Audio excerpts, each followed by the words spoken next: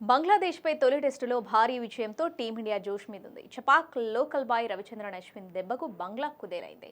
Star pacer Jasprit Bumrah, Ravindra Jadeja బౌలింగ్లో మెరుపులు మెరిపించారు.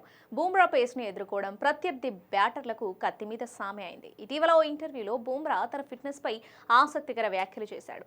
అందరికంటే తానే అత్యుత్తమ ఫిట్నెస్ కలిగి ఉన్నట్లు పేర్కొన్నాడు. ఈ వ్యాఖ్యలపై మిశ్రమ స్పందనలు వచ్చాయి.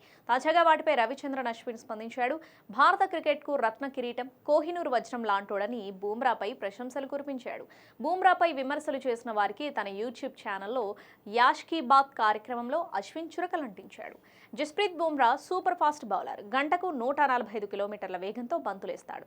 భారత క్రికెట్కు అతడు రత్న కిరీటం, కోహినూర్ డైమండ్ అని ఇప్పటికే చెప్పా. అతడు ఏం చెప్పాలనుకుంటున్నాడో దానిని చెప్పనీయండి. కపిల్ దేవ్ తర్వాత బుమ్రా కంటే ఇంకెవరైనా స్టార్ పేసర్ ఉన్నాడా?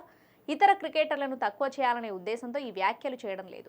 బుమ్రా గాయాల పాలవుతూ ఉంటాడు. అలాంటి క్రికెటర్ అత్యుత్తమ ఫిట్నెస్ కలిగిన క్రికెటర్ అని ఎలా చెబుతాడు అని చాలా మంది అడిగారన్నారు రవిచంద్రన్ అశ్విన్. కానీ బుమ్రా కూడా గాయాల నుంచి కోలుకొని వచ్చి 145 కిలోమీటర్ల వేగంతో బౌలింగ్ చేస్తున్నాడు. కాబట్టి ఫిట్నెస్ క్రెడిట్ అతడికి ఇవ్వడంలో తప్పేం లేదని అశ్విన్ వ్యాఖ్యానించాడు.